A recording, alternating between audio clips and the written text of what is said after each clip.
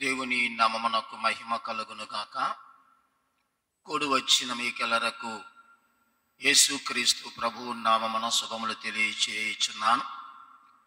ఈ దినము నూతనముగా వచ్చిన విశ్వాసులకు కూడా యేసుక్రీస్తు ప్రభువు నామమున శుభాభివందనాలు తెలియచేయుచున్నాను. ప్రకటన గ్రంథము 22వ అధ్యాయము మొదటి నుండి 7 వచనాలు చదవగా వినియున్నాం. ప్రకటన గ్రంథము 22వ అధ్యాయము మొదటి నుండి 7 వచనాలు చదవగా వినియున్నాం. మరొక పర్యాయము 7వ వచనాన్ని చదువుకుందాం. 7వ వచనం, ఇదిగో నేను త్వరగా వచ్చుచున్నాను, ఈ గ్రంథములోని ప్రవచన వాక్యములను గైకొనువాడు ధన్యుడు. చిన్న ప్రార్థన చేసుకుందాం. దేవుడిచ్చిన సమయాన్ని సద్వినియోగం చేసుకుందాం. దేవుని సన్నిధికి వాక్యం వినడానికే వచ్చి ఉన్నాం. నాతో మాట్లాడు ప్రభువా, నా వ్యక్తిత్వంతో మాట్లాడు ప్రభువా, ఈ లోకంలో నేను ఎలాగ జీవించాలో నాతో మాట్లాడు ప్రభు అని ప్రతి ఒక్కరము తలలు వంచి ప్రభువాన్ని అడుగుదాం. సకల ఆశీర్వాదములకు కారణభూతులకు మా ప్రియ పరలోకపు తండ్రి, పరిశుద్ధుడా, సర్వోన్నతుడా, మహోన్నతుడా, జీవము కలిగిన మా రక్షకుడా, మీకే స్తుతులు స్తోత్రాలు చెల్లిస్తున్నాను. మాట్లాడగలిగిన మా ప్రియ పరలోకపు తండ్రి, మీ మెల్లనైనా చల్లనైన స్వరము తండ్రి నాకును మాకును వినిపించమని మీ సన్నిధిలో ప్రార్థన చేయుచున్నాం. మీ మాటలు వినడానికి వచ్చాం. మా జీవితాలు, మా ఆత్మీయతను సరిచేసుకోవడానికి. కనుక ప్రభా, మీరు మాట్లాడమని ప్రార్థిస్తున్నాను. కూడి వచ్చిన మనల్ని మీ ఆధీనము తెచ్చుకొని, మా శరీరములు, మా మనస్సులు, మా తలంపులు, చంటి బిడ్డలు మీ ఆధీనము తెచ్చుకొని మీరు మాట్లాడి మీరే మహిమ, ఘనత, ప్రభావములు పొందుకోమని మా ప్రభుని ప్రియకుమారుడైన యేసుక్రీస్తు అతి శ్రేష్టమైన నామమున అడిగి వేడుకొనుచున్నాము తండ్రి, ఆమేన్. దేవుని యొక్క ఉచితమైన మహాప్రేమను బట్టి, కృపను బట్టి శిలువ ధ్యాన కూడికలో కానీ, ఫ్యాషన్ వీక్లో కానీ, అటు ఫామ్ సండే, ఇటు ఈస్టర్ సండే, గుడ్ ఫ్రైడే ఆరాధనలో ఘనముగా దేవునికి మహిమకరముగా సంఘము ఆధ్యాత్మిక నడిపించిన పరిశుద్ధుల దేవునికి ఎంతగానో స్తుతులు స్తోత్రాలు చెల్లిస్తున్నాం. మరి 8 నెలలు కూడా ఏప్రిల్ నెల నుండి నవంబర్ నెల వరకు సెకండ్ కమింగ్ ప్రసంగాలు. ఎందుకంటే అని రాకడకు సిద్ధపడినటువంటి వర్తమానములు. సంఘము సిద్ధపడాలి, ఎత్తబడే గుంపులు ఉండాలి. కనుక దయచేసి సంఘమంతా కూడా ఆ రీతిగా సిద్ధపడడానికి కృప చూపించిన దేవుని ఎడల భయభక్తులు కలిగి ఉందాం. నేటి ధ్యానాంశము జీవ జలములు. నేటి ధ్యానాంశము జీవ జలములు. చాలా జాగ్రత్తగా దేవుని వాక్యం విందాం ప్రియులారా. మొదటి వచనములో చూడండి, 22వ అధ్యాయం మొదటి వచనములో, మరియు స్ఫటికము వలె మెరియునట్టి జీవ జలములు నది ఒకటి ఉన్నది. 7వ వచనం అంటున్నాడు, నేను త్వరగా వచ్చుచున్నాను. పరిశుద్ధుడైన దేవుడు మాటలు ఎంత శ్రేష్టవంతమైనవి, ఎంత శక్తివంతమైనవి అంటే, నేను త్వరగా వచ్చుచున్నాను కనుక మీలో జీవ జలములు ఉండాలి. మొదటి వచనానికి చివరి వచనానికి దేవుడు మాట్లాడుతున్న మాటలు. నేను త్వరగా వస్తున్నాను, వస్తానన్నాను, రాక తప్పదు, నేను చెప్పినటువంటి మాట నెరవేరుస్తాను. ఇప్పుడే పాడాం, రాజాతి రాజా ఎప్పుడు రావాలి?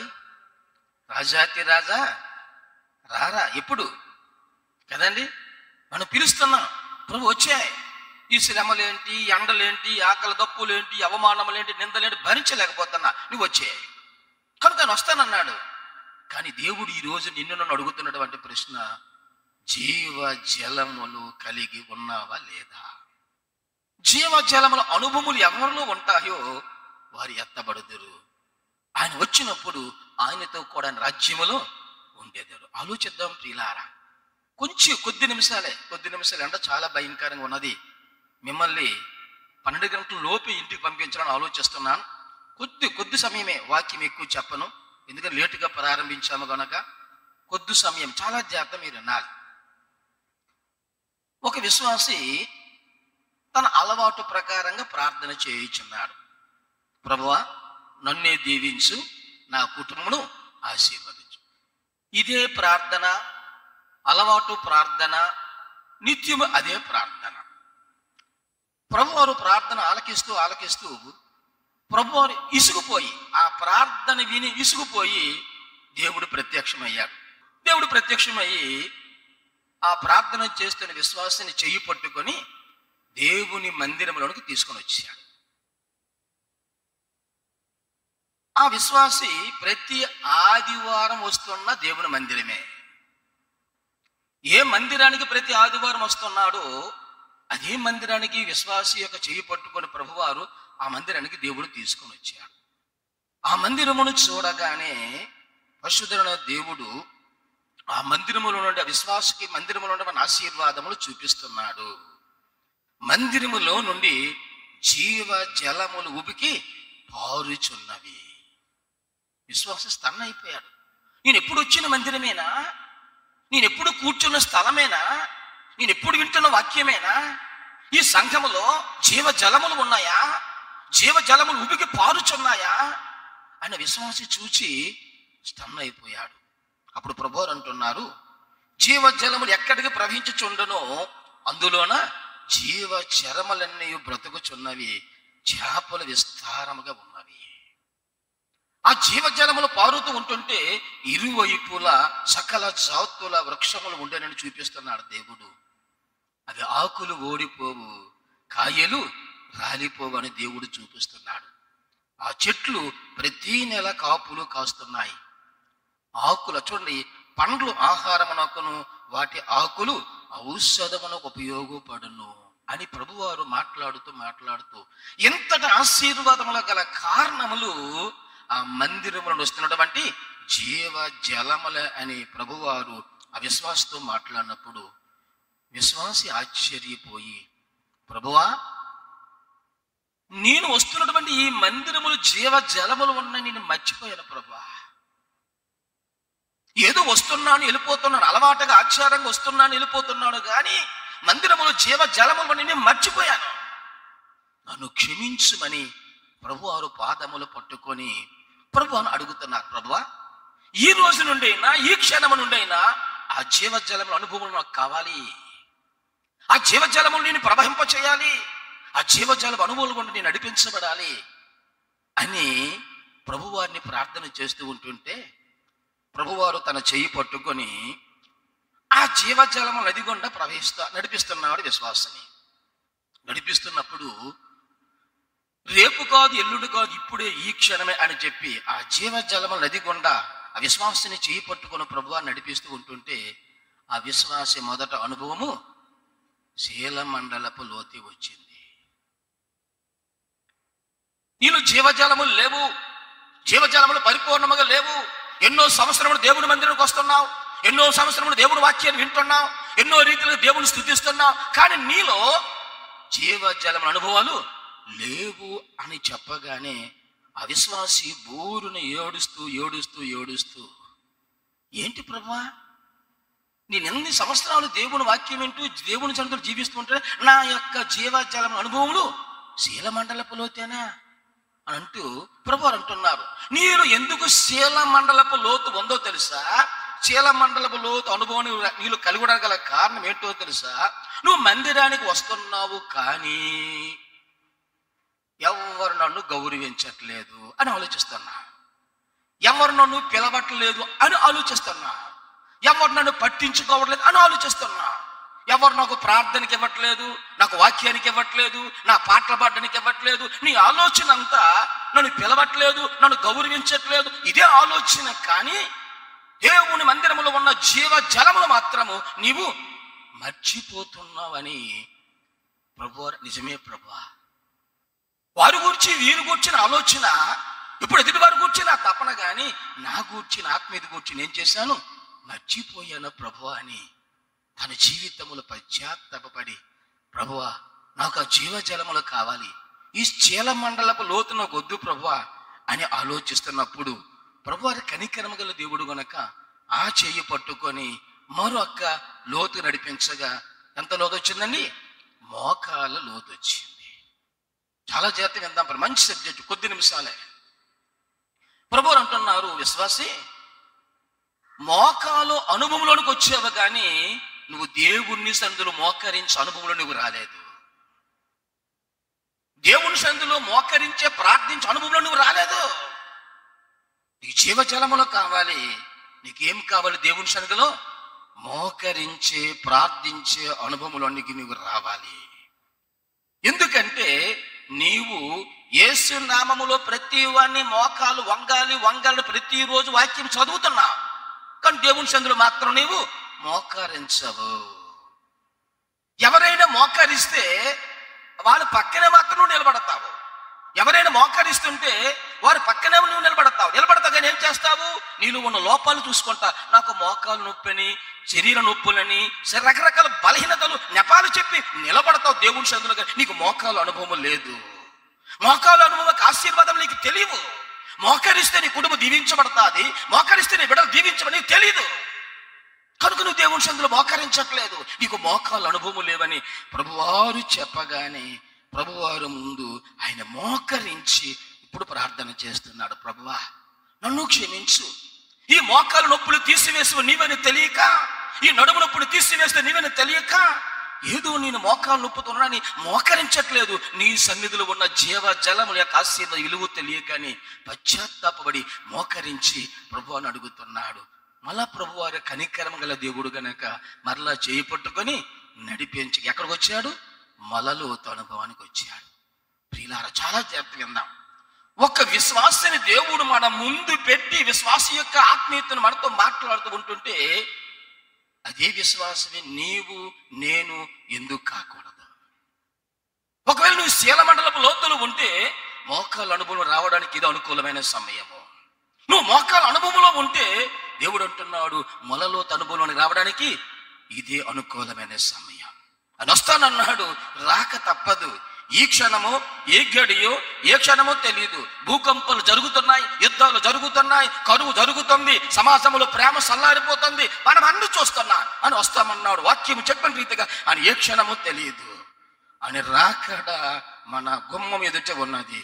తలుపు తీయగా ఆయన కనిపిస్తే నీ పరిస్థితి నా పరిస్థితి ఏమిటి? మొలలోతు అనుభవంలోనికి తీసుకొని వెళ్ళాడు ప్రభువారు. ఇప్పుడు విశ్వాసతో ప్రభువారు మాట్లాడుతున్నాడు. మొలలోతు అనుభవంలోనికి వచ్చావు కానీ దేవుణ్ణి సన్నిధిలో నడుము వంచే కష్టపడే జీవితం నీకు లేదు. దేవుని సన్నిధిలో నువ్వు నడుము వంచి కష్టపడవు. దేవుని సన్నిధిలో నీ నడుమునకు సత్యమైన దట్టి లేదు. దేవుని సన్నిధిలో నీ నడుమునకు నడికట్టు లేదు. అది నీ సొంత పని అయితే, నీ సొంత కార్యాలైతే నడుము ఉంచుతావు, కష్టపడతావు, నీ బంధువుల కొరకు ఎంతగానో ప్రయాసపడతావు, వారు ఏమనుకుంటారని నడుము వచ్చి కష్టపడతావు. కానీ దేవుని సన్నిధిలో మాత్రం నువ్వు పరిచారకుడు కాదు. దేవుని సన్నిధిలో పరిచర్య చేసే అనుభవం లేదు. నువ్వు లీడరవు, అధికారివి. దేవుని సన్నిధిలో నడుము వంచే పరిచర్య లేదనగానే ఆ విశ్వాసి పరువు పాతాల పట్టి ప్రభువా నన్ను క్షమించు, ఈ నడుములో అనుభవం నుంచి నన్ను తీసివేయక నాకు నడుములో అనుభవం దయచేయమని అతడు మరలా పశ్చాత్తాపడి ప్రార్థన చేయగా అతని చెయ్యి పట్టుకొని పరిశుద్ధ దేవుడు నడిపించగా అతడు ఏదలేనంత నదిగా అతడు ఉన్నది. ఎందుకంటే అంత ఆత్మీయ అనుభవాల్లో అతడు వచ్చి ఉన్నాడు. ప్రతి శీలమండలములో తనగానే పశ్చాత్తాపడి మారు మనసు పొందాడు. మోకాలలో తనగానే పశ్చాత్తాపడి మారు మనసు పొందాడు. మొలలో తనగానే మారు మనసు పొందాడు. ఇప్పుడు దేవుడు ఏదలేనంత ఆత్మీయ అనుభవాన్ని ఆ విశ్వాసకి ఇచ్చాడు. వస్త్రాన్ని అన్నాడు, ప్రభువారు రాక తప్పదు. ఈ జీవజల అనుభవాల్లో నీవు నేను ఏ అనుభవంలో ఉన్నాము? శీలమండలపు లోతులో ఉన్నామా? మోకాల అనుభవంలో ఉన్నామా? మనలోతు అనుభవంలో ఉన్నామా? ఏదలేనంత అనుభవంలో ఉన్నామా? ఒక్క పర్యాయము మనతో దేవుడు మాట్లాడుతారు. మాటలు స్వపరి చేసుకున్నా పరిశుద్ధ దేవుడు అంటున్నాడు, నీకు ఎంత ఆత్మీయ అనుభవము కావాలనుకుంటే ఆ విశ్వాసంతో దేవుడు మాట్లాడుతున్న మాటలో చూడండి, ముందు నీ ఆత్మీయ జీవితము ఎలా ఉన్నదో సరి చేసుకో. ముందు నీ ఆత్మీయ జీవితంపై దృష్టి పెట్టు. నీ బలహీనతలన్నీ దేవుని సన్నిధిలో ఒప్పుకొని వాటిని విడిచిపెట్టుము. దేవుని కనికరమ పొందుము. జీవ జలములు దొరుకును, దేవుని ఆశీర్వాదములు దొరుకును. ఉన్నతమైన మెల్లుకుండా ఎత్తబడిన సంఘములో ఉంటావు, ఎత్తబడిన గుంపులో ఉంటావు. రెండవ రాకడలో ఆయనతో కూడా వెళతావు. జీవ జలముల అనుభవాలు మనలో ఏ రీతిగా ఉన్నాయో ఒక్కసారి మనము స్వపరీక్ష చేసుకుందాం, ఆలోచిద్దాం ప్రియులారా. ఒక్క విశ్వాసాన్ని దేవుని సన్నిధికి తీసుకొని వచ్చి ఆయన మాట్లాడుతున్న మాటలు ప్రతి ఒక్కరు విన్నాము. మన విశ్వాస జీవితం, మన ఆత్మీయ జీవితం, మన యొక్క జీవ జలముల ఈ స్థితి ఏ రీతిగా ఉందో దయచేసి అనుకూలమైన సమయం మీరు మత్తయి సువార్త చదవండి. మత్తయి సువార్త 24 అధ్యాయం 25 అధ్యాయములు ఏముందో అదే జరుగుతుంది ప్రస్తుత ప్రపంచం అంతా కూడా. మరి రెండవ రాకడ అంత సమీపంగా ఉన్నప్పుడు ఏదో నామకార్థం గురించి వెళ్ళిపోతున్నామేమో. ఈదలేనంత ఆత్మీయ అనుభవం గుండా మనము నడివాలి ప్రియులారా. మూడు విషయాలు ముచ్చటగా చూద్దాం చేయ ప్రియులారా. ఆది కాండములు ఉన్నది, యోహాను సువార్త 4 అధ్యాయములు ఉన్నది, ప్రకటన గ్రంథములు ఉన్నది. ఆది కాండములు ఒక్క మాట చదువుకొని ఆ ఒక్క మాటను ధ్యానం చేసి వాడు ముగించుకుందాం.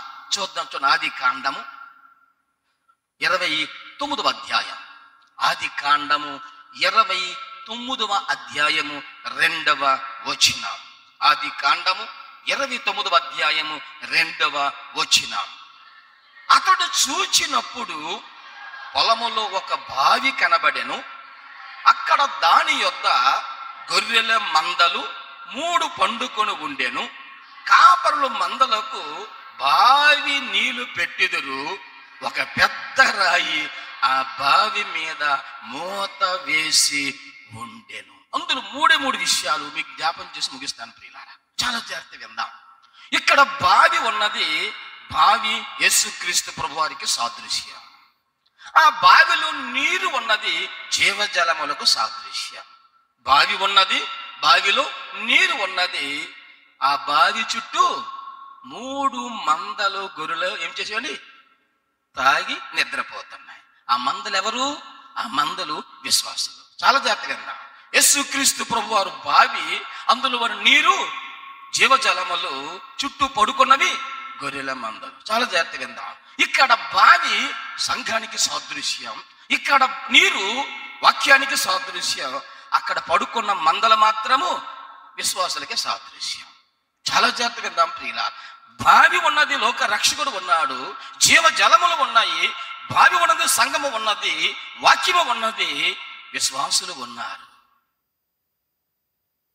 జీవజలములు అంటున్నాడు, నేను ఇచ్చు నీళ్లు త్రాగువాడు ఎన్నడను దప్పిగొనడు. అంత సమృద్ధివంతమైన జీవజలములు కలిగినటువంటి దేవుడు, జీవజలములు ఇచ్చినటువంటి దేవుడు మాట్లాడుతున్న మాటలు చూడండి. జీవజలముల అనుభవములు మనందరం నడిపించాలని ఆయన మాట్లాడుతున్న మాటలు. ఇక్కడ బావి ఉన్నది, బావిలో నీరు సమృద్ధిగా ఉన్నది. బావిలో ఏ లోపము లేదు, నీటిలో ఏ లోపము లేదు. కానీ అక్కడ 3 గొర్రెల మందలు మాత్రం ఏం చేస్తానండి, త్రాగి నిద్రపోతుంది. ఎక్కడ నిద్రపోతున్నాయి? కొన్ని పక్కకి వెళ్ళి నిద్రపోవచ్చు కదా, పని ఇంక వేరే చోటుకి వెళ్ళి నిద్రపోవచ్చు కదా, వారి ఇంటికి వెళ్ళి నిద్రపోవచ్చు కదా. ఎక్కడ నిద్రపోతున్నాయి? అక్కడే త్రాగాయి, అక్కడ నిద్రపోతున్నాయి. చాలా జాగ్రత్తగా విందాం. యేసు ప్రభు వారు జీవజలములు ఇచ్చేవాడు. ఆ జీవజలములు నీరు త్రాగుతున్నారు, అక్కడే వారు నిద్రపోతున్నారు. జీవజలములు నీరు వీరు త్రాగవచ్చు, జీవజలములు నీరు త్రాగి వీరు బ్రతకవచ్చు. ఇంకెవరికి జీవజలములు గూర్చి చెప్పరు, ఇంకెవరిని జీవజలములు త్రాగనెవరు. ఎందుకంటే ఆ బావి చుట్టూ వీరే పడుకుంటున్నారు, వీరే త్రాగుతున్నారు, వీరే ప్రియులారా ఆ బావి చుట్టూ నిద్రపోతున్నారు. ఎందుకంటే ప్రియులారా, వీరు పొందుకున్న రక్షణ, వీరు పొందుకున్న సంతోషము, వీరిలో ఉన్నటువంటి జీవజలములు ఇతరులకు చెప్పడానికి భయము. దేవుడు చేసిన మేలులు అనుభవిస్తున్నటువంటి వీరు ఇతరులు చెప్పడానికి వీరికి భయము. దేవుని మేలులు సాక్ష్యముగా చెప్పడానికి వీరికి పిరికితనము. మొదటి అనుభవం మీకు జ్ఞాపం చేస్తున్నాను. జీవ జలములు లేకపోవడానికి గల మొదట కారణము పిరికితనము. పిరికితనము ఎక్కడ ఉంటుందో అక్కడ జీవజలములు ఉండవు. జీవజలములు లేకపోతే ఆయన వచ్చినప్పుడు మనం ఎత్తబడము. విడువబడిన గుంపులు ఉంటే అది శ్రమల కాలం. ఎత్తబడిన గుంపులు ఉండాలని దేవుడు జీవజలములు ఇస్తానంటూ ఉంటే, జీవజలపుల నదిని మన కొరకాను సృష్టించి జీవజల అనుభవాన్ని మనకి ఇస్తానంటుంటే, ప్రియులారు గమనించండి, ఒకవేళ పిరికితనం అనేటువంటి అభయంకర విత్తనం మనము కలిగి ఉంటే, నేను పొందుకుంటే చాలు, నేను పొందుకున్న రక్షణ నాకు చాలు అని ప్రియులారా ఎదుటి వారికి చెప్పకుండా, ఎదుటి వారిని రానివ్వకుండా అనేక రీతిలుగా అక్కడే త్రాగి అక్కడే పడుకోబోతున్నటువంటి ఈ గొర్రెల మందుల యొక్క జీవితములు మొట్టమొదటగా పిరికితనము కలిగి ఉన్నారు. పిరికితనం ఉన్న దగ్గర జీవ జలముల అనుభవాలు ఉండవు ప్రియులారా. ఆలోచించుదాం ప్రియులారా, ఒకవేళ మనలో పిరికితనము గలవటువంటి భయంకరమైన అనుభవం ఉన్నదేమో. యోబు గ్రంథం 4:6 ప్రకారముగా, యోబు గ్రంథం 4:6 ప్రకారముగా, నీ భక్తి నీకు ధైర్యము పుట్టింపదా. నేను పిరికితనం ఉన్నాను గల కారణము నీలో భక్తి లేదు. నేను పిరికితనం ఉన్నాను గల కారణము నీలో భక్తి జీవితము లేదు. నువ్వు పిరికితనముతో జీవిస్తున్నావంటే నీలో భక్తి లేదు. భక్తి పరుడువు కాదు, భక్తి పరురాలువు కాదు, భక్తి లేదు కనుక నీలో పిరికితనం ఉంది. యోబు అనుభవం చూడండి. నీ భక్తి నీకు ధైర్యం పుట్టింపదా. నీకు ధైర్యము కావాలంటే భక్తి కావాలండి. కనుక వీరిలో భక్తి లేదు కనుక వీరు భక్తిహీనులు. భక్తిహీనులు కనుక వీరు పిరికివారు.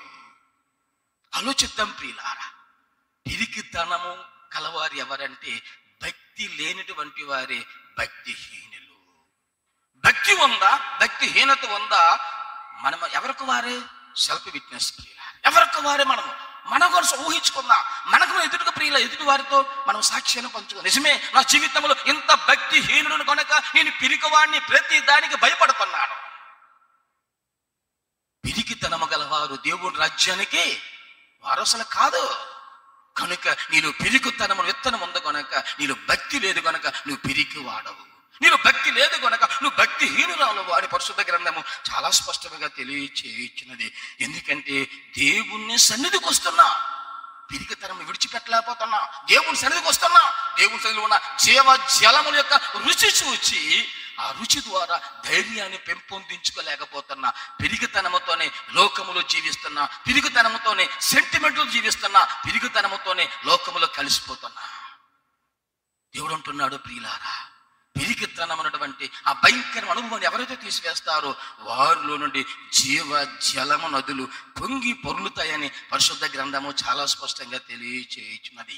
మత్తయి సువార్త 26:71 మత్తయి సువార్త 26:71 నీవు వారిలో ఒకడవంటే పేతురు అంటున్నాడు, నేను ఉండలేదు. నీవు వారిలో ఒకడవే అంటే పేతురు నేను ఉండలేదు. అబద్ధం ఆడుతున్నాడు. అబద్ధం ఆడినటువంటి వారిలో పిరికితనము గలవారే అబద్ధం ఆడుదరు. వారి జీవితంలో యథార్థత లేదు. వారి జీవితంలో అవునని జీవితం ఉండదు. ఎప్పుడు కూడా అబద్ధం ఆడుతూ వారి జీవితాన్ని కొనసాగిస్తుంటారు. అబద్ధమాడు వారు పిరికివారు. అబద్ధమాడు వారు ప్రాణ భయము కలిగినటువంటి వారు.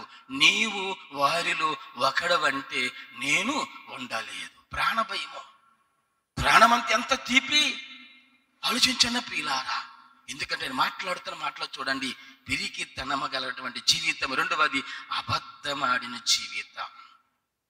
శ్రమ వస్తే తట్టుకోలేము. నా నామము నిమిత్తము ఎవరైతే హింసించి, నిందించి, అవమానపరిచి మీ మీద చెడ్డ మాటల పలుకుతారు మీరు ధన్యులు. ఆ ధన్యతను కోల్పోతున్నాడు పేతురు గారు. ఆ ధన్యతను కోల్పోతున్నారు పిరికివారు. ఆ ధన్యతను కోల్పోతున్నటువంటి వారు అబద్ధమాడినటువంటి వారు. ఆలోచిద్దాం ప్రియులారా. రాకడ ఇప్పుడు అనేది మనకు తెలుసు. కానీ దేవుడు అంటున్నాడు, జీవ జలముల అనుభవాలు లేకపోతే, జీవ జలం అనుభవం లేకపోతే ఎత్తబడే గుంపులో మనం ఉండలేము. జీవ జలములు అనుభవం కావాలంటే మనలో ఉన్న పిరికితనమును తీసివేయాలి.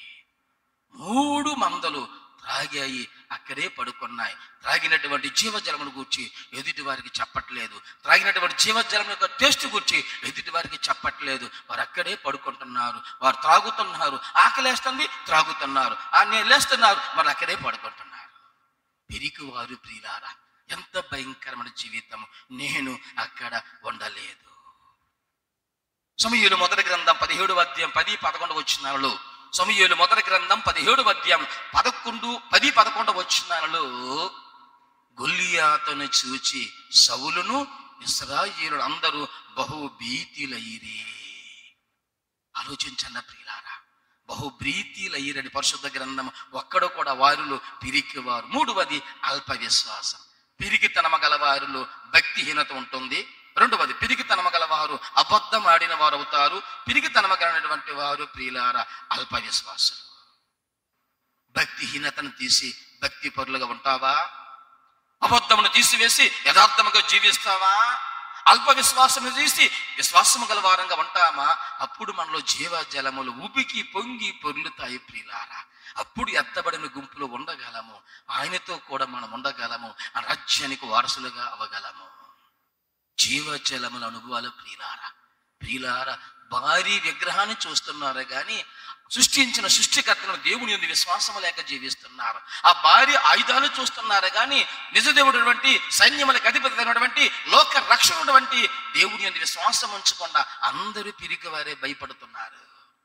ఆలోచించండి ప్రియులారా, లోకాన్ని సృష్టించిన సృష్టికర్త యందు విశ్వాసము లేకుండా అల్ప విశ్వాసముతో ప్రతి క్షణము పిరికితనము కలిగి జీవిస్తున్నామేమో. వస్తానన్నాడు అంటున్నాడు చూడండి, ఆయన వస్తానన్నాడు, రాక తప్పదు.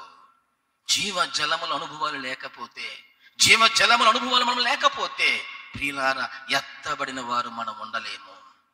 జీవజలం అనుభవం లేకుండా మొదటి కారణము పిరికితనమని పరిశుద్ధ గ్రంథము చాలా స్పష్టంగా తెలియచేయుచున్నది. మళ్ళీ అదేం మాటలో చూడండి, రెండవది ఆది కాండము 29వ అధ్యాయము 2వ వచనం అలా చదువుదాం. ఆది కాండము 29వ అధ్యాయం 2వ వచనములో, అతడు చూచినప్పుడు పొలములో ఒక బావి కనబడెను. అక్కడ దాని యొద్ద గొర్రెల మందలు 3 పండుకొని ఉండెను. చక్కగా త్రాగిసాయి. ఇప్పుడు ఏం చేస్తున్నాడండి? నిద్రపోతున్నాయి. రెండవ అనుభవము సోమరితనము. మొదటిది పిరికి వారిలో జీవ జలములు ఉండవు. రెండవది సోమరితనములు ప్రియులారా జీవ జలములు ఉండవు. నీరు త్రాగుతున్నారు, అక్కడే నిద్రపోతున్నారు. వేరే వారి గురించి చింత లేదు, వేరే వారిని గురించి ఎంకరేజ్ లేదు, వేరే వారి గురించి సహాయం లేదు. వీరు త్రాగుతున్నారు, అక్కడ నిద్రపోతున్నారు. వేరే వారిని ప్రోత్సహించడం లేదు. త్రాగుతున్నారు, అక్కడే నిద్రపోతున్నారు. త్రాగుతున్నారు, అక్కడే ఉంటున్నారు ప్రియులారా. రెండవది సోమరితనము. సోమరితనం అంటే ఏంటో తెలుసా ప్రియులారా? వాయిదాలు పద్ధతి అంటారు. సోమవారం వాడిని ఏం చేస్తారండి? వాయిదాలు. ఈరోజు చేయవలసిన పని రేపు అంటాడు, రేపు చేయవలసిన పని తర్వాత అంటే వాయిదాలే వేస్తాడు. వర్షాకాలం వచ్చింది, ఇప్పుడు ఏం చేస్తాములా? వేసవికాలం అంటాడు. వేసవికాలం వచ్చింది, ఇప్పుడు ఎందుకులా? శీతాకాలం అంటాడు. శీతాకాలం వచ్చింది, మరి ఎక్కడ వస్తాడు? వర్షాకాలం. ఇంకా వాయిదాలే జీవితములు. తన జీవితంలో ఏమి లేదు ప్రియులారా, చురుకుతనము లేదు. సోమరి వాడు. దేవుని పని అశ్రద్ధగా చేయువాడు, దేవుని పని అశ్రద్ధగా చేయువాడు శాపగ్రస్తుడు. నీ సొంత పని చెయ్యు మానే, నీ సొంత కార్యాలు చెయ్యు మానే, ఎదుటి వాడిని ఎంకరేజ్ చేయ మానే. దేవుని పని అశ్రద్ధగా చేస్తే దేవుడు నువ్వు శాపగ్రస్తుడువు, దేవుని మందిరానికి వస్తున్నావు, నువ్వు జీవజలము నీళ్ళు ఎన్నటికీ రావు అంటున్నాడు. చూడండి, సోమరితనముతో అక్కడే తాగుతున్నారు, అక్కడే నిద్రపోతున్నారు, అక్కడే ఉండిపోతున్నారు. వారి జీవితములు సోమరి వారి జీవితములు ప్రియులారా ఎన్నడూ జీవజలములు పొందుకోలేరు. సామెతల గ్రంథకర్త ఒక మాట అంటాడు చూడండి. సామెతల గ్రంథం 24వ అధ్యాయం 30వ వచనం.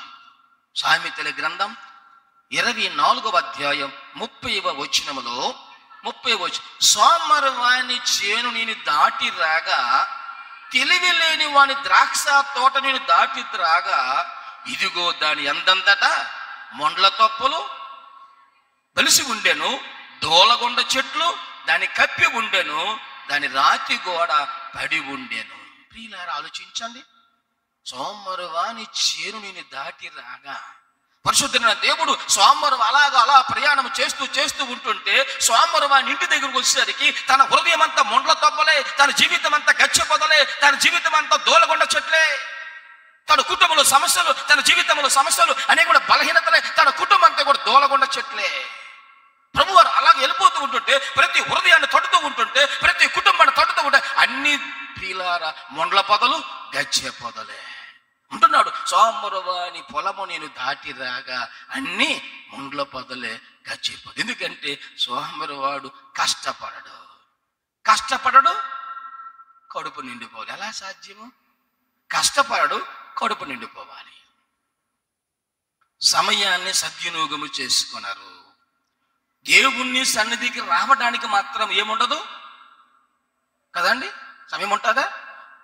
అదే బయటికి ఎక్కడికైనా వెళ్ళడానికి మాత్రం ఎంత సమయం ఉంటుందో. అప్పుడప్పుడు 11కి 11:30కి 12 గంటలు వచ్చి వాళ్ళు చూస్తూ ఉంటుంటే వీరికి సమయం లేదేమో. ఎంత బిజీ షెడ్యూల్ వీళ్ళకి. ఎవరికంటే? దేవుని కంటే, దేవుని సన్నిధి కంటే, దేవుని వాక్యానికంటే వీరు లోకంలో నాడు ప్రయత్నిస్తున్నారు. కానీ దేవుని సన్నిధికి మాత్రం సమయానికి రావడానికి ఎంత బిజీ దేవుని కొంతనాలు. ఆలోచిద్దాం ప్రియులారా. సోమరవాని పొలము నిన్ను దాటి రాగా, వాడి కుటుంబం నిన్ను దాటి రాగా, వాడి జీవితాన్ని దాటి రాగా, వాడి బిడ్డలు నిన్ను దాటి అన్ని మొండ్ల పొదలు, గచ్చి పొదలే. ఎలాగొస్తే ఆశీర్వాదములు? దేవుని సన్నిధిని నిర్లక్ష్యం చేస్తున్నావు, దేవుని వాక్యాన్ని నిర్లక్ష్యం చేస్తున్నావు, టోటల్గా దేవుని నిర్లక్ష్యం చేస్తున్నావు నీవు. సోమరవాని పొలము చూడండి ఎంత చక్కగా మాట్లాడుతున్నాడు ఆయన. సోమరవాని పొలము నిన్ను దాటి రాగా. ఇప్పుడు 11:20 అయ్యింది. 1:20 వరకు వాక్యం చెప్తే మీరు అందరూ ఎంత కోపం ఉంటారంటే, పాస్టర్ గారు మాకు బీపీలు ఉన్నాయి, షుగర్లు ఉన్నాయి, మీకు తెలియదా? ఎంత మంచివారండి మీరు. అంటే బీపీలు గూర్చి శ్రద్ధ ఉంది, నీ శరీరం గూర్చి శ్రద్ధ ఉంది, నీ శరీరానికి టాబ్లెట్ వేయడం శ్రద్ధ ఉంది, నీ శరీరానికి ఆహారం పెట్టడం శ్రద్ధ ఉంది. నీ ఆత్మీయత పైన శ్రద్ధ లేదా? నీ హృదయం పైన శ్రద్ధ లేదా? నీ శరీరానికి ఒక టాబ్లెట్, నీ శరీరానికి ఒక ఆహారము, నీ శరీరానికి సమస్తమని ఇవి సంపాదిస్తున్నావే. నీ ఆత్మీయత పైన ఎంత శ్రద్ధ ఉంది? మంచిదే. బలహీనతలు అందరూ బలహీనలు ఉన్నాయి, శరీర బలహీనతలు అందరికీ ఉంటాయి. సమయానికి టాబ్లెట్ అయ్యి. కోడల పిల్ల 8 అయ్యింది, కళ్ళు తిరుగుతున్నాయి అన్నదంటే ఒక అత్తగారు. ఆ కోడల పిల్ల నాన్నటి పెంకి పిల్లేమో, అత్తగారు కళ్ళు తిరుగుతున్నాయా, కళ్ళు తిరగని గట్టి పొట్టుగా అత్తగారు అన్నారు అటు కోడల పిల్ల. ఆలోచిద్దాం చూడండి ప్రియులారా. అక్కడ మొదలైంది ఏంటండి? అక్కడ మొదలైంది మహా యుద్ధం. ఆలోచిద్దాం ప్రియులారా.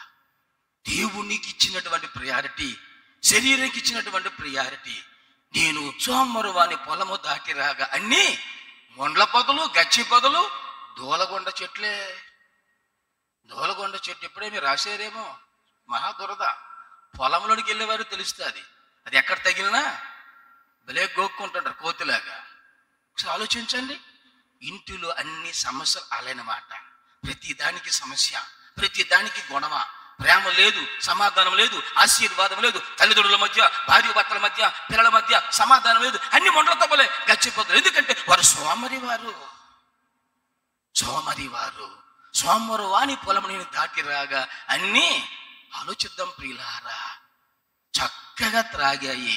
ఏం చేస్తున్నానండి? కడుపు నిండిపోయింది గల అక్కడే పడుకో. కొంచెం వచ్చేవారికి దారిస్తే, వచ్చేవారికి అవకాశం ఇస్తే, వచ్చేవారికి జీవజలములు ఇస్తే, వచ్చేవారికి రక్షణ ఇస్తే, వచ్చేవారికి దేవుని ప్రేమను ప్రకటిస్తే, నో, నేనే త్రాగాలి, నేనే నిద్రపోవాలి. సోమరవాడి జీవితం. అక్కడే చూడండి సామెతల గ్రంథం 19వ అధ్యాయం 15 వచనం. సామెతల గ్రంథం 19వ అధ్యాయం 15 వచనం. సోమరితనము గాఢ నిద్రలో పడివేయను, సోమరివాడు అంతే. ఫస్ట్ రేటు మరి కష్టపడకుండా ఎలాగొస్తుంది? కనీసము కుక్కర్లో రైస్ పెట్టి స్టవ్ మీద పెట్టడానికి కూడా సోమరేనా కదండి? కుక్కర్లో రైస్ వేసి వాటర్ వేసి స్టవ్ మీద పెట్టిస్తే చాలు, ఆ స్టవ్ అంటుంది ఇదిగో నీకు అన్నం రెడీ. బా, మనము చేసిన స్టవ్ మనకు అన్నం రెడీ చేసేస్తుందండి. ఎప్పుడు? అందులో నీరు వేసి రైస్ వేసి పెట్టిస్తే చాలు. మరి ఆ పని కూడా చేయకపోతే పస్తుండడమా మనము? ఆలోచించండి. చాలా జాగ్రత్తమైన పిల్లలారా, చదవవలసిన సమయంలో చదవండి. పాస్టర్ గారు నాకు ర్యాంక్ ఇస్తాడు దేవుడు, నువ్వు చదవకుండా పూర్వం అండి, ఇప్పుడు కాదులేండి, ఇప్పుడు పిల్లలు కాదులేండి, పూర్వం ఒక వ్యక్తి దగ్గరికి వెళ్తే చక్కగా నిద్రపోయాడు. తన తల కింద నోట్బుక్ ఉంది, తన తలకాడ పెన్ ఉంది. ఏటేడు తల కింద పెన్న నోట్ పుట్టుకొని పడుకున్నాను అనుకున్నాను నేను. లేపిదను, అరే చదవకుండా రేపు ఎగ్జామ్స్ పట్టుకుని నేటి చదువుతున్నాం అంటే నీకు తెలియదురా. మన తల కింద ఏముంది, దానికి అది ఎక్కిపోద్దట. నోట్స్లో ఉన్నటువంటివన్నీ కూడా ఎక్కడికి వెళ్ళిపోతాయి, ఇందులోకి వెళ్ళిపోతాయి అంట. ఈ పెన్ ఏం చేస్తుంది, ఇందులో ఉన్నవన్నీ పెన్నే రాసేస్తాడు. ఓరే సోమరి. అలాగే ఈ లోకం చదువు అవసరం లేదని అందరూ ఏం చేస్తారు, తలగడ తీసివేసి పెన్నులు నోట్బుక్లు పెట్టుకుంటారు. చదవవలసిన సమయంలో చదువు, నీకు ర్యాంక్ వస్తుంది. చదువు అయిపోయింది, దేవునికి వందనాలు.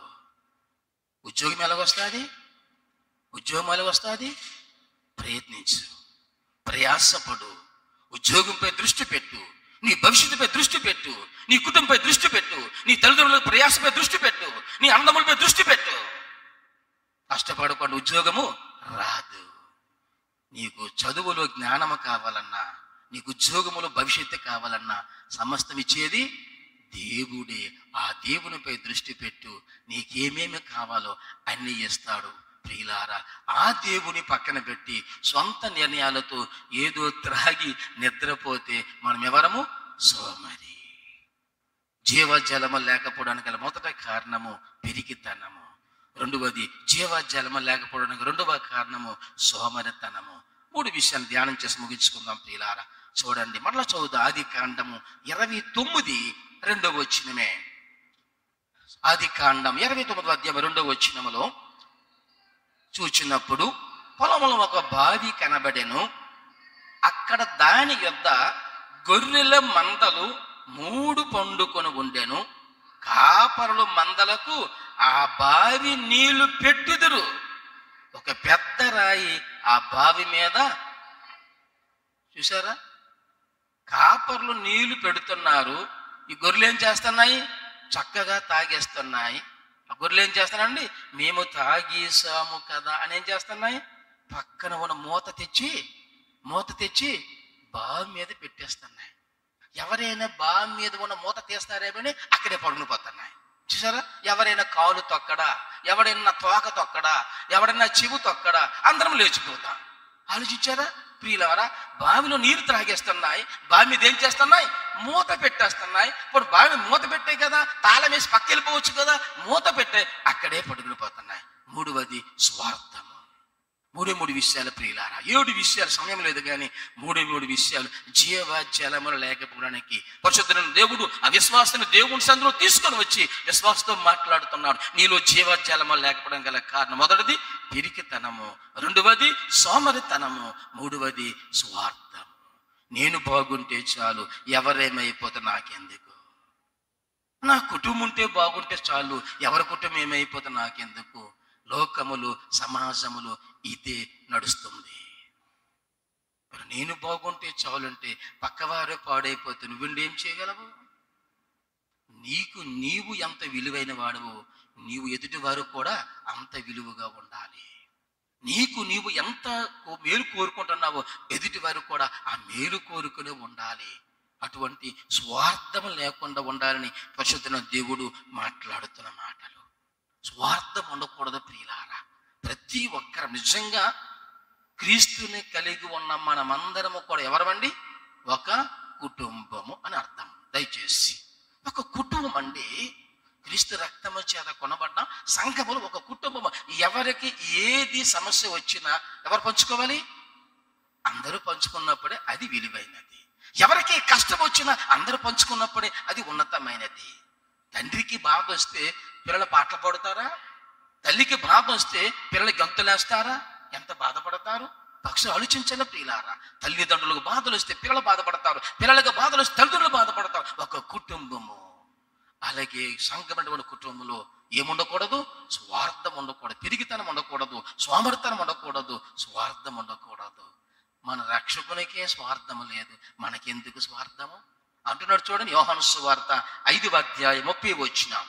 యోహాను సువార్త 5:30 చదువుకుందాం. అని ఏమంటున్నా పరిశుద్ధుడైన దేవుడు? 5:30 నా అంతట నేనే ఏమీ చేయలేను, నేను వినున్నట్లుగా తీర్పు తీర్చుచున్నాను. నన్ను పంపిన వాని చిత్త ప్రకారము చేయగోరుతును గాని నా ఇష్ట ప్రకారము చేయగోరును గనుక నా తీర్పు అంతే. లోక రక్షణ మాటలు ప్రియులారా, నా అంతటి నేను ఏమీ చేయలేను. ఎవరు చిత్తము? నా తండ్రి చిత్తము. ఆయనకి స్వార్థం లేనప్పుడు, ఆయన ప్రేమ వలన, ఆయన రక్షణ వలన, ఆయన కృప వలన ఈ లోకంలో జీవిస్తాను. మనకెందుకు స్వార్థం? ఆలోచిద్దాం ప్రియులారా. మూడు విషయాలు. ఎందుకంటే జీవ జలముల యొక్క ఆ ఉనికిని కలిగి ఉన్నటువంటి మనము, జీవ జలముల యొక్క ఆ శ్రేష్టత తెలుసుకున్నటువంటి మనము కలిగి ఉండి ఇతరులకు అనేక మందికి ఆ జీవ జలములు ఇచ్చేవారుగా ఉండాలి. ఎందుకంటే ఆయన రాకడ అంటున్నాడు, ఇదిగో నేను త్వరగా వచ్చుచున్నాను. త్వరగా అంటే అది ఏ క్షణమో ఏ గడియో తెలియదు. మత్తయి సువార్తలో ఉంటుంది, అది దేవదూతలకైనను మనుషులకైనను మనుష్య కుమారునికైనను తెలియదు. ఎవరికి తెలుసుదండి? తండ్రికి. ఆ ఎంత సిద్ధంగా ఉన్నాడు చూడండి. తండ్రి కుమారుని ఇప్పుడు వెళ్ళిపోమంటే అలాగే దిగిపోతాడు ఆయన. అలాగే దిగిపోతాడు. ఆయన దిగిపోతే ఇప్పుడు 11:30 అయ్యింది. ఆయన అలాగే దిగిపోతే నువ్వు అలాగే ఎత్తబడతావా? ఒకవేళ ఇప్పుడు ఆయన దిగిపోతే నువ్వు ఎత్తబడతావా? ఎత్తబడే గుంపులో ఉన్నావా? ఈ లోకంలో ఏముంది? నీ జీవితంలో ఏముంది? నీ కుటుంబంలో ఏముంది? ఇవన్నీ నిన్ను ఎత్తిస్తాయా? ఇవన్నీ నిత్య రాజ్యాన్ని తీసుకుని వెళ్తాయా? అందుకే దేవుడు అంటున్నాడు, నేను త్వరగా వచ్చుచున్నాను. ఏమి కలిగి ఉండాలి? జీవ జలముల అనుభవాన్ని కలిగి ఉండు. నీలో ఉన్న పిరికితనము తీసివేయి, నీలో ఉన్న సోమరతనము తీసివేయి, నీలో ఉన్న స్వార్థము తీసివేయి. ఎత్తబడే గుంపులు ఉంటా. జీవ జల అనుభవం ఈత లేనంతగా అనుభవాన్ని కలిగి ఉంటాం. ఈత లేనంత ఉన్నతమైన ఆత్మీయ అనుభవం గుండా మనం వెళ్తాము. అటువంటి ఆత్మీయ అనుభవం గుండా మనము సిద్ధపడాలి. అని రాకడ ఏ క్షణము మనకు తెలియదు గనక దయచేసి నిర్లక్ష్యము చేయొద్దు. దేవుడు వస్తానన్నాడు, అని రాక తప్పదు. దయచేసి తెలిసినటువంటి మనము సమయాన్ని కానీ, ఆ వాక్యాన్ని కానీ, జీవజలములు కానీ, దేవుని సన్నిధిని కానీ మనము నిర్లక్ష్యము చేయొద్దు. సిద్ధపడదాం. ఎత్తబడి గుంపులు ఉండడానికి మనమందరం ఆత్మీయంగా సిద్ధపడదాం. అట్టి దీవెన కృప ఆశీర్వాదములు దేవుడు మనకి, మన కుటుంబానికి, మన సంఘానికి అనుగ్రహించి దేవుడు వాక్యము దీవించునుగాక.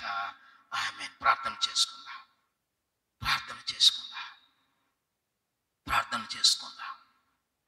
దేవుడు నీతోనే మాట్లాడి ఉంటే, జీవజలముల గుర్చి దేవుడు నీతోనే మాట్లాడి ఉంటే, జీవజలముల అనుభవాలు ఉన్నాయా? ప్రార్థన చేస్తుంటే కళ్ళు మూసుకుందా. ప్రభువా, నువ్వు నాతోనే మాట్లాడావు. నాలో పిరికితనం ఉంది, నాలో సోమరితనం ఉంది, నాలో స్వార్థం ఉంది. నీవు కావాలి, నీ జీవజలములు కావాలి, నీ రాజ్యము కావాలి. ప్రభువాను అడుగుదాం. ఇది అనుకూలమైన సమయం. ఒకవేళ ఇప్పుడే ఆయన రాకడొస్తే, ఈ రాత్రికి ఆయన రాకడొస్తే, రేపు ఉదయమైన రాకడొస్తే సిద్ధముగా ఉన్నావా లేదా నువ్వు పరీక్షించుకో. మమ్మల్ని అతిమికలుగా ప్రేమించిన మా ప్రియ పరలోకపు తండ్రి, పరిశుద్ధుడ, సర్వోన్నతుడ, మహోన్నతుడ, జీవము కలిగిన రక్షకుడా, మీకే స్తుతులు స్తోత్రాలు చెల్లిస్తున్నా. మీ రాకడ ఎంత సమీపముగా ఉందో, మీ రాకడ ఏ రీతిగా వస్తుందో మాతో శుక్రవారం నాడు ఈ రోజు కూడా మీరు మాట్లాడారు. మీకు వందనములు, స్తుతులు స్తోత్రాలు చెల్లిస్తున్నా. కృప కలిగిన మా తండ్రి, మాలో ఉండవలసినది జీవ జలముల యొక్క అనుభవాన్ని. ఎవరైతే జీవ జలముల అనుభవాన్ని కలిగి ఉంటారో వారు ఎత్తబడుదరని వాక్యము తెలియజేసిన రీతిగా ప్రభా, అటువంటి ఉన్నతమైన అనుభవము గుండా, ఏద లేనంత అనుభవము గుండా మమ్మల్ని నడిపించి మీ ఆత్మచేత అభిషేకించి ప్రభు మీ కృప వెంబడుకుని పొందుకొని సంగమగా, ఎత్తబడిన గుంపులు ఉండేటట్లుగా మీ ఆత్మచేత నింపి మమ్మల్ని ఆయుత్తపరిచి, మాలో ఉన్నటువంటి పిరిగితనమును, మాలో ఉన్నటువంటి సోమరితనమును, మాలో ఉన్నటువంటి స్వార్థమును తీసివేసి మీ ఆత్మచేత నింపి ప్రభు మీ రాజ్యానికి వారసులుగా మమ్మల్ని ఎల్లరూ చేసి మీరే మహిమ, ఘనత, ప్రభావాలు పొందుకోమని మా ప్రభు నీ ప్రియ కుమారుడైన యేసుక్రీస్తు శ్రేష్టమైన నామమున ప్రార్థన అడిగి వేడుకొనుచున్నాము తండ్రి. ఆమేన్. అందరము లేచి నిలబడదాం.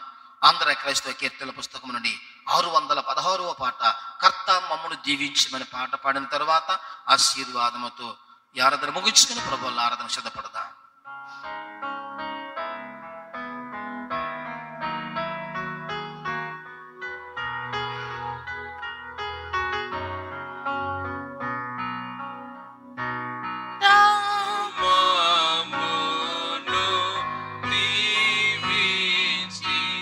Save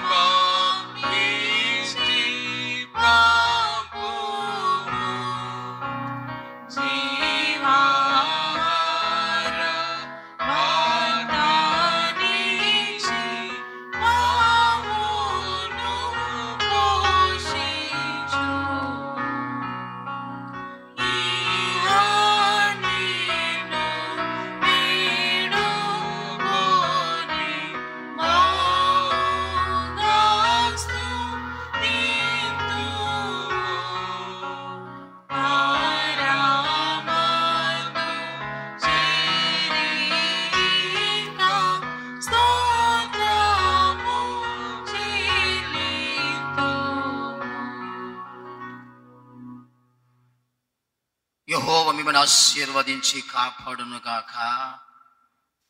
యెహోవా తన సన్నిధి కాంతి ప్రకాశింపచేసి మిమ్మల్ని కరుణించునుగాక.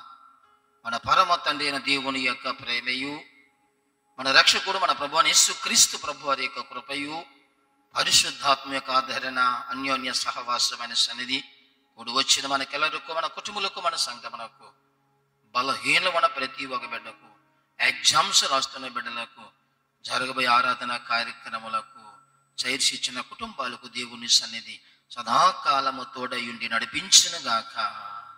ఆమేన్.